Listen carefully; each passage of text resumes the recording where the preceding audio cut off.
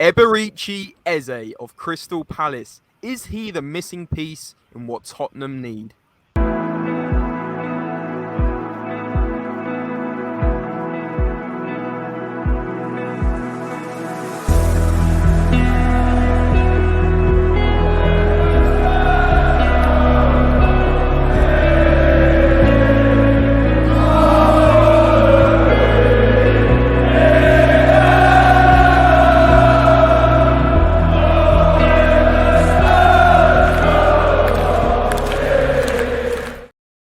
Yes, guys, hello, and welcome back to the SpursRelated YouTube channel and podcast. I hope everyone is doing very well today. Today, we have got a very quick player analysis target video based on our links with Eberechi Eze of Crystal Palace, the very, very talented number 10.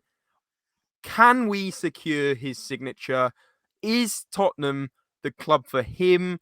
Can we fit him in our system? All these questions, as well as some tactical analysis, how he plays, and a little bit of information on his stats and performance throughout the last couple of seasons. Today, I'm joined alongside Andre of SpursRelated, all the way from Canada, and Jack below. Guys, how are we doing, Andre, very quickly? I'm doing great. Very happy that, to an extent, we're somewhat being linked with this guy. I've always rated him ever since he made his move to Crystal Palace. Yeah, sounds good. And Jack, how are you? Doing well.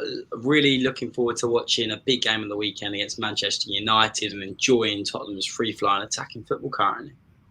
Sounds good. Looking forward to it also. And guys, if you do enjoy these videos, the last sort of analysis video we did on a player was the gift Orban one. It got nearly 10,000 views, incredible numbers. Please do smash the thumbs up if you want more of these short form content pieces, and subscribe if you're new, and comment below your thoughts on Eberechi Eze. Do you want him at Tottenham? Do you think we can afford him? And do we even need him now we have a number 10 in James Maddison? But let us know down below. Keyword today is going to be kicking off now, which is, of course, Eze in capital letters, EZE. And let us know your thoughts. But let's get straight into things, guys. And Andre, I'm going to go to you because I know you've pulled off some stats about Eze and how he's performed in the last few Premier League seasons. Of course. So, first off, we always start with the news. The big one being that on August 9th, we had Alistair Gold come out and say that we are monitoring Eze, right? That's the big thing. Gil has gotten injured. We need that extra player in there. And it looks like Eze might be the key. However, price-wise, kind of scares me a little, right? He's English to begin with, a cam, which is something that we obviously want. We have Maddison now, but say something happens to him, Eze would be the main guy to fill in that role. He's 25 years old, in the prime of his career, at 5'8", not extremely tall, but he brings the flair with him. And his most recent season was his best season with 10 goals and 4 assists from 40 matches with an 80% pass accuracy, which I think his second best was on his first season where he got 4 goals and 6 assists with an 84% pass completion accuracy from 36 matches.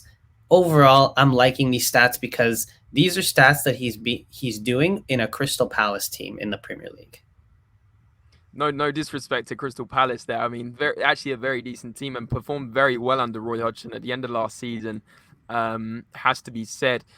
You mentioned last season he scored 10 goals in the Premier League and 4 assists. Across all competitions. Okay, but in the Premier League alone, 10 goals, 4 assists in 38 matches, 3 yellow cards. Jack, do you think that's the sort of numbers we need? Do you think he could get even better at Tottenham?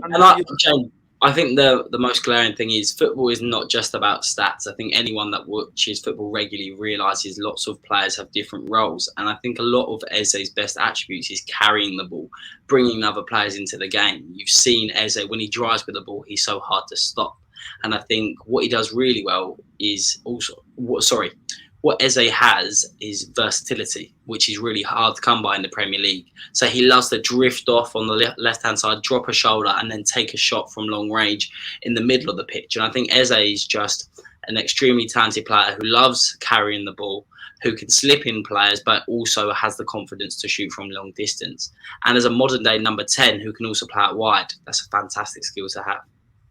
Yeah, one of his key features, as you can see, well, it's obviously difficult, guys. We would love to share video, but we'll just get, copyright strikes. But with this screenshot, this was a passage of play where he drifted from the wing, came inside, took on 3 or 4 players in the middle of the park, and that opens up space for the other attackers to make runs. For example, just going back to the Brentford game on Sunday, Richarlison was so isolated against those 5 players, whereas Eze would draw some of those defenders and those centre-backs towards him, creating space in the final third for a clear running on goal. At the moment, what we're doing is we're getting it wide with Son or Kulusevski, who are maybe drawing 1 player each, leaving 2 or 3 on Richarlison, who's got to battle somehow against these 3 6'3" centre-backs, which is almost an impossible task.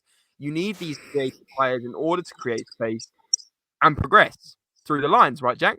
So yes. I would say, like you're mentioning, it's good that he goes out wide because maybe Maddison, I notice he does drift left, actually. He did that a lot against Shakhtar Donetsk in the friendly, but maybe, I don't know how a Postecoglou system would work when you almost have 2 10s. I think Postecoglou's system is very fluid as well. Like you saw in a Maddison interview, he likes the fact that players interchange. He likes the fact that players can play in different roles. I think Maddison and Eze would work perfectly well together. When Son's not hot and firing, you can have Eze, who's out wide, coming with the ball, driving with the ball, who can also shoot. But then you've got Maddison in that pocket of space who can find that final pass and also has the ability. So you've got 2 creative players with Eze as well, in my opinion, who's a fantastic different type of winger with that tricky one-on-one ability, and also the creativity needed as well. So you've got 2 fantastic players there to choose from, which is important when squad depth is needed. The only way I could see Eze fitting into this team is if we then shuffled from maybe this 4-3-3 system with the 8, the 6, and the 10 into more of a 4-2-2 system with 2 strikers, maybe in Richarlison and Son. You have to drop Decky, and then you have to play Eze and Maddison in the 2 attacking midfielder roles, and then have almost 2 6s. Otherwise, it causes an imbalance. If we had Eze joining Maddison as another number 10, then you've got the whole defensive situation of the midfield resting on probably a Basuma's shoulders, whereas Basuma actually likes to get forward. So there would be an imbalance, in my opinion, if you did play Eze and Maddison.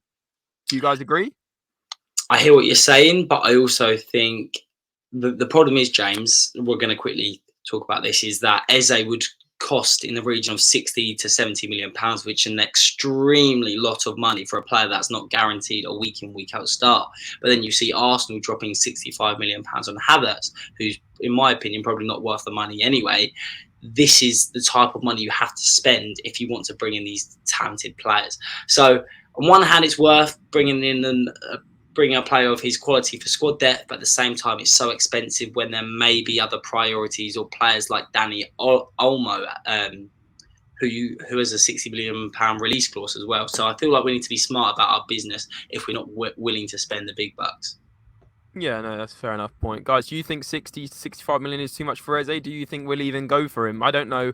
I think this one is a little bit more unrealistic, but we thought we'd do a tactical analysis on him anyway. Just very quickly on this screenshot, 3-4 players around him. Like Jack says, he likes to come from the wings and then come inside, even beat his man from deep. This was in his own half, and he ended up running on and playing, I think it was Zaha through on this passage of play. And of course, the other thing to mention is Elise, Zaha's already left the club. Elise's looking to go to Chelsea. Well, Chelsea are looking for him anyway, and have apparently found a 35 million release clause in his contract that Palace aren't too happy about.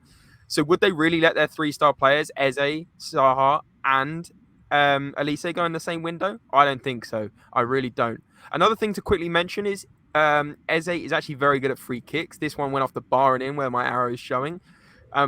Maybe we don't need that with Maddison at the moment, but I thought it was another good point to mention. Guys, comment below. Always good to have more than one option for those free kicks. Absolutely, 100%. Guys, let us know in the comments what you think. Eze to Tottenham, yes or no? Is it realistic? Let us know below. Please do smash the thumbs up button if you did enjoy this video. And as always, guys, remember, come on, you Spurs!